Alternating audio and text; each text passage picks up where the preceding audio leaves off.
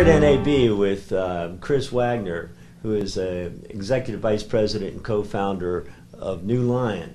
And this is a great opportunity to get acquainted with NeuLion, which has come very far, very fast since their launch in 2005 as an over-the-top provider of content for people living in the United States, for example, and wanted foreign language programming that they couldn't otherwise receive. And since then, you've gotten into a whole lot of other things. Chris, thanks so much for taking some time for us. I'll let you explain, from the standpoint of your initial vision, did you have any idea what would unfold here? Was this part of a roadmap, or have you just kind of gone where the opportunities are? Well, we wanted to be an internet TV company when we first started. Watching television over the internet, everybody kind of said, huh? How are you going to do that? That was back in 2005. With broadband becoming faster and cheaper, and HD becoming kind of the standard, television on any kind of device now is really where the whole digital movement's going. So we started out with multicultural delivery of over-the-top programming. We have a customer called Keeling TV. We have 100 channels from China, 100 TV channels from China. Over 30,000 hours of on-demand programming of Chinese content. And that gets marketed through Keeling TV, who's a B2C company, and they market that directly to people interested in Chinese programming. It's a subscription-based product, much like HBO, does very well. And we kind of grew from that. So we went into sports from there, and then we've gone into entertainment with movie stores. We did 40,000 live sports events last year.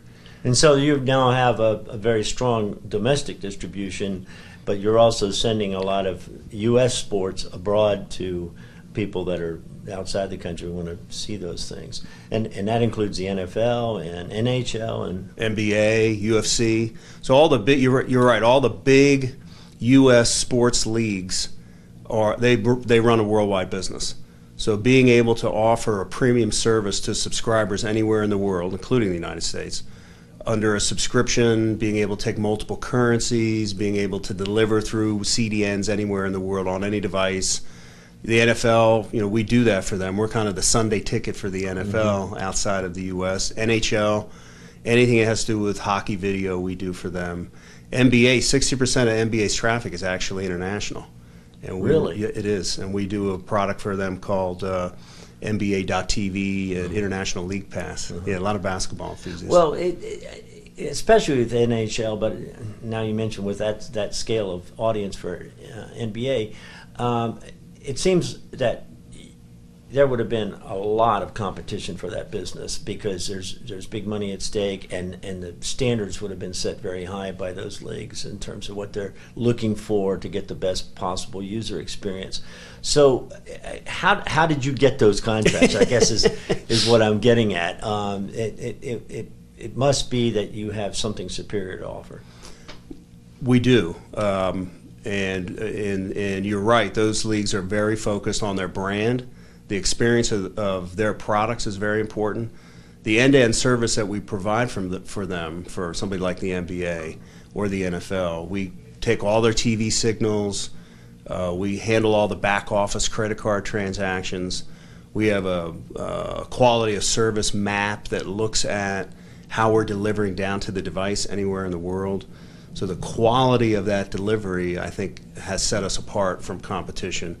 And because we handle everything end-to-end, the NFL or the NBA doesn't have to go out and deal with a number of different companies for an internet TV service. They just deal with NeuLion. So having that complete end-to-end as well as a high quality, I think, is what separated us from competition. And all the services are very interactive. So it's also how the consumer, the renewal rates for these products are fantastic.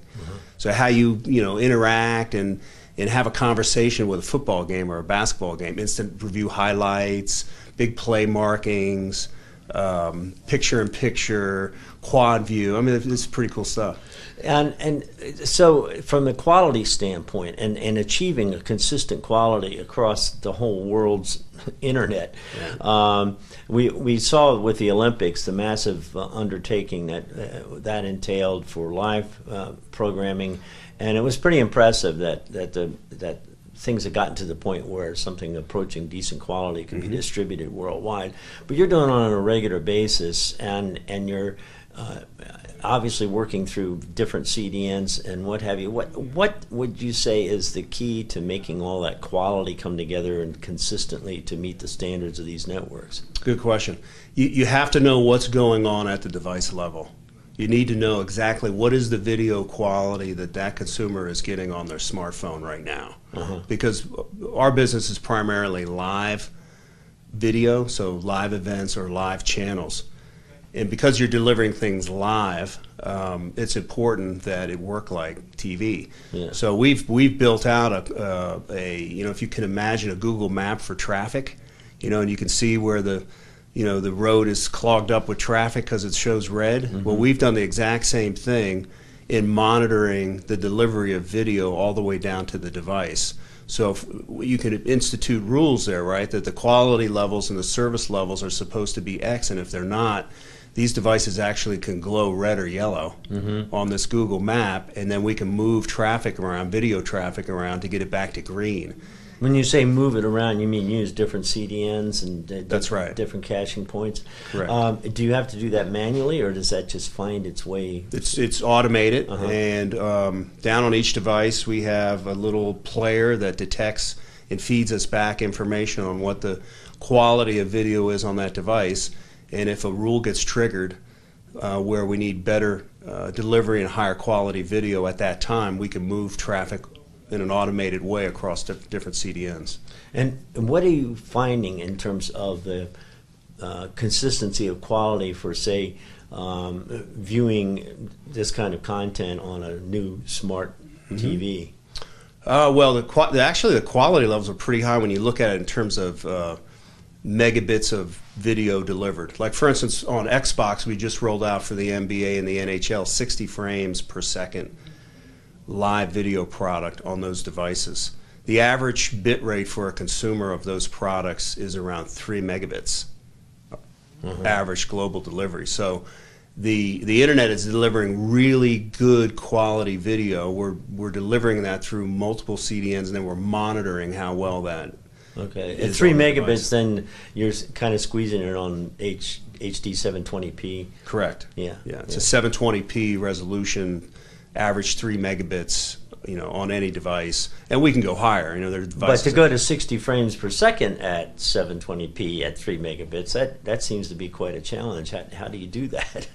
Well, it's a combination of NeuLion and Microsoft, right? The device supports video formats in those frame rates, and the CDNs and in the last mile service levels that consumers get, those pipes are big enough. Now, not everywhere in the world has great internet, right? So there's places that still struggle for internet. You mentioned the Olympics. We actually signed a 5-year contract with China Central Television, CCTV, and we did the Olympics in China for them. Did about 5,600 hours of that. There, some of the connections aren't so great. Yeah, the average speeds there are 300 to 500K, although that internet broadband penetration and the speeds are getting better. Well, it's amazing to be talking about these kinds of capabilities on a worldwide distribution basis at this point in time without owning any of the networks, with just simply doing distribution deals and having the kind of automated flexibility you're talking about. So that's moved you into new arenas as far as what you can talk to people as potential customers to offer, and that gets into this whole entertainment space. Correct. Tell us a little bit about what's going on there with just programming networks and content owners who want to get out over the top in a high quality way. Well, you've seen some products do very well in the entertainment space. HBO Go has done very well. Netflix has done well. Apple TV has done well. And I think content owners and rights owners of content for entertainment see the opportunity to sell directly to consumers. And that's the opportunity we see in entertainment. We have launched new services for Univision. We launched a new service called Sundance Now for AMC Networks as examples. And there are more and more opportunities to create storefronts to deliver digital content over the internet or over the top, whether it gets supported by advertising, it gets supported as electronic sell-through, so you can physically own a digital copy, or you could sell it by transaction or subscription. But give content aggregators, people that own the rights, the ability to create their own brand, get to market really quickly, do it anywhere in the world. That's what's great about the internet. You know, the internet makes the world kind of smaller because you can deliver anywhere. Yeah, it gives everybody that's got a hit an opportunity to reach that audience in real time. And you used to have to go country by country, right, and strike a distribution deal. You don't need to do that anymore. The question, though, is are they willing to do that without it being limited to those people who are authenticated as subscribers to the cable operators or the telephone operators or the satellite providers who are in, so that they can't just do it straight over the top without that affiliation. Correct, and that's, I think, the whole opportunity to put TV on multiple screens. So, HBO and ESPN were the early pioneers of that. Those services you have to authenticate through their affiliates. Right. We're doing the same thing. So you can either go direct to consumer over the top, or you can use the internet and connect your subscribers who authenticate that I am an active subscriber of a cable or a satellite company. Either business model we can implement. So it gets kind of interesting because it's like this big wall holding everybody back from going directly to the consumer around this, like HBO Go has done, making sure everybody that's wanting to get that programming is a legitimate cable or whatever subscriber. However, we've now seen HBO in the Scandinavian countries go to a 24-hour delay window on a lot of their premium content without requiring that subscription, and certainly their CEO has alluded to giving that consideration even in the United States. Do you see that sort of groundswell going on around you, where people are thinking we got to take advantage of this market in a more direct way? Absolutely. It's really not a technology challenge as much as it is a business challenge.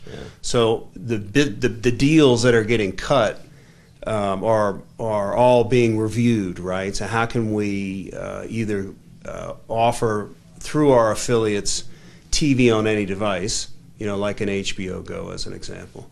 Or do we want to go direct to consumer? Or in different parts of the world, the model could be different, right? In the U.S., I see more of a let's work through our affiliates and our operators. Internationally, you could also go B2C. And you have the same content, by the way. You just apply different business rules depending on where you're delivering. Yeah, well, you're taking care of a lot of theft overseas by being able to do that. Exactly. But at the same time, I guess it's going to be an interesting question, because now everybody can be an HBO Go, right? True. Yeah. It's like, if you're AMC, if you're USA, if you're whatever, and you've got hit shows and you want to predominantly expose that stuff outside of being channel 121 on somebody's distribution network, now you can do that. Exactly right. And so you're supplying the authentication to allow them to have that flexibility around those business models? Yes. So in those business models, like the Big Ten Network's a good example. Here we do all their distribution digitally for the Big Ten Network. In the United States, if you're in the U.S. and you want to watch the Big Ten on your smartphone, you would be greeted with a menu of, find your cable satellite, log in, you get it for free. If you're in London, it's the same content, you put in a credit card. And we also deliver ads in the U.S. because that's an advertising model. So you authenticate through a Big Ten operator and you see ads. But internationally, they're not running ads. It's a B2C transaction with credit card. So you pay a subscription fee to watch the same programming. Now, you're mentioning advertising. How do you facilitate that? And is it pretty much just very straightforward advertising? Are you getting into anything like a dynamic addressability, interactivity, given it's the internet? We started out with banners, pre-roll ads, and last year we implemented a complete dynamic advertising capability. So if you're on a smartphone or a tablet and you're in Colorado, you would see a different ad than if you were in New York or in LA. So the ads can be targeted to regions. Are people taking you up on that opportunity? Have you seen people actually getting into that sort of granularity? They are. I think what needs to catch up is the counting, right? And how do you count traffic that's not on traditional television but is on digital devices, and incorporate, you know, those views and that audience. The digital audience has to be combined with the broadcast audience. That's catching up. Nielsen's doing some work there. Adobe's doing some work there with audience measurement. And we'll partner with companies like that so that you can count that entire audience and use that as part of the way you go cut a deal, right, for advertising. Right. So you've got that platform in place, and you've got a growing number of users of your network and your distribution capabilities.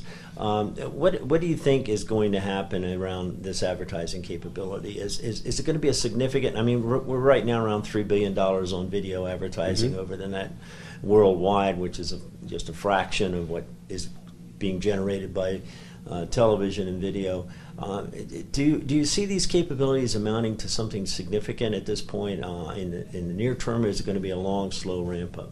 I think the big brands, the big advertisers, certainly advertisers of consumer products, the percent of their advertising spend, the growth in digital is fast.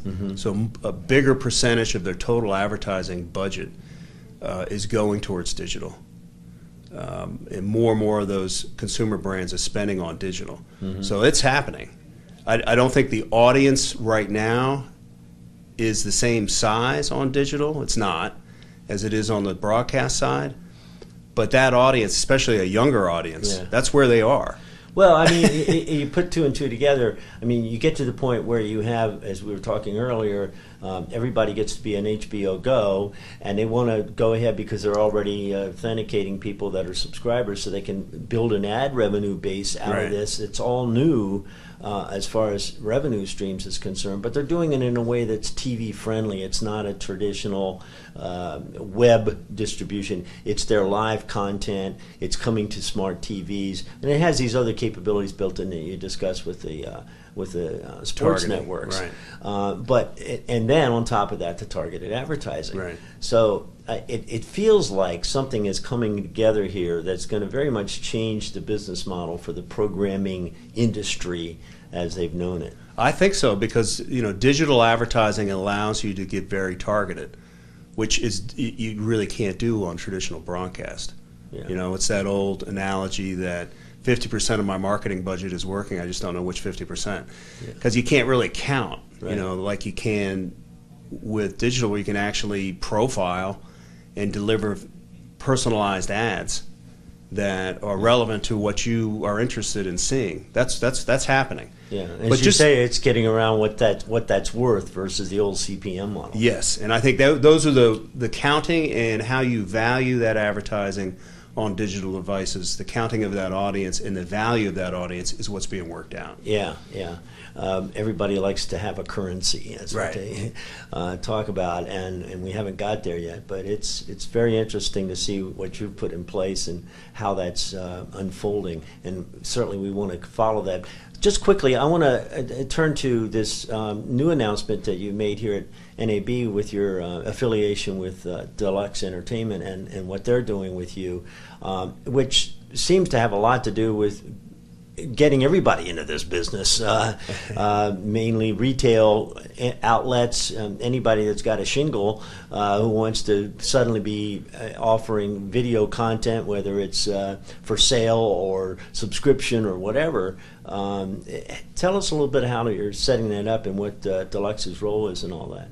Well, I think there's a tremendous opportunity for companies that have subscribers, whether they're cable subscribers, satellite subscribers, consumers of movie theaters, you know, that come in and buy movie theater tickets. Companies that have a consumer business that have an opportunity to offer entertainment, just like Netflix or Apple TV has.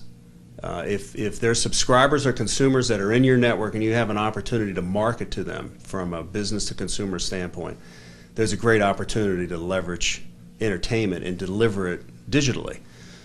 Deluxe and NeuLion, we see that opportunity. That we've already won our first customer, which is a company called Sensio that delivers movies through a movie store that you can watch on a Vizio TV. They're actually 3D movies. It's pretty cool.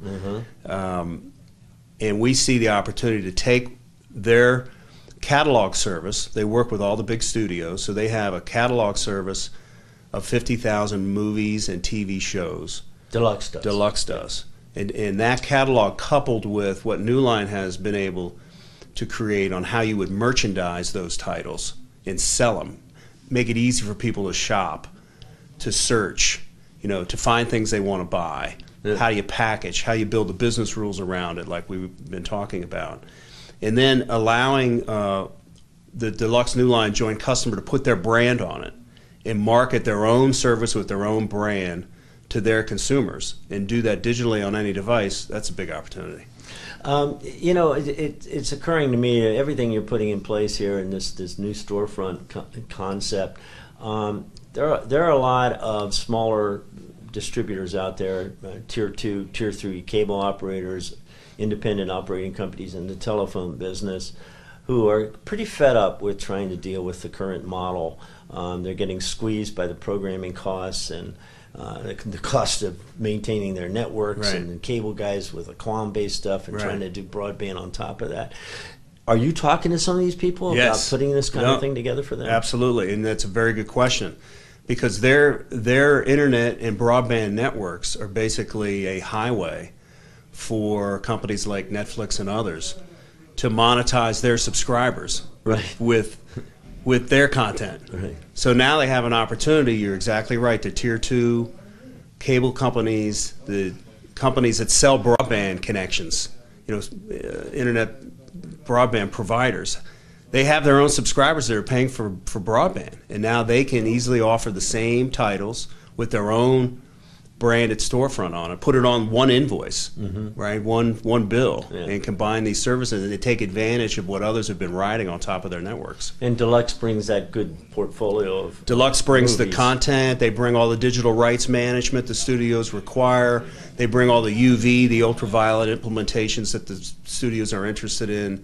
They bring that, and then we bring the ability to create that storefront for our customers, so it makes it easy for their subscribers to search, find movies, buy movies. In the vein of the whole licensing process that has to go on, because you can't just go to Deluxe and say, well, I want your 50,000 movies. You've got to license every one of those titles Right. through your own affiliations. Are you doing anything to facilitate this kind of thing? I mean, it seems like it needs to have some kind of central clearinghouse capability that Deluxe doesn't provide. You're right. Deluxe doesn't own the rights of the content in the catalog they manage for the studios. So yes, a provider of those movies would have to go back to the studios and work out a deal. But I think more and more of those titles are being offered digitally. So those studios have already worked out deals with Netflix and deals with other aggregators. So I think it's becoming faster to get those deals cut. So as soon as an arrangement is done with a Disney or a Paramount or somebody like that, the titles are already being managed in the Deluxe catalog, and Right. putting the NeuLion storefront on the branded can also be done very quickly. So it's faster. So I think it's less complicated than it has been historically, because the studios are used to now providing arrangements to deliver their stuff, in a digital format. You mentioned publicly, you talked about Univision and Sundance as two outlets that are using for this sort of the programmer side of the entertainment side of your business.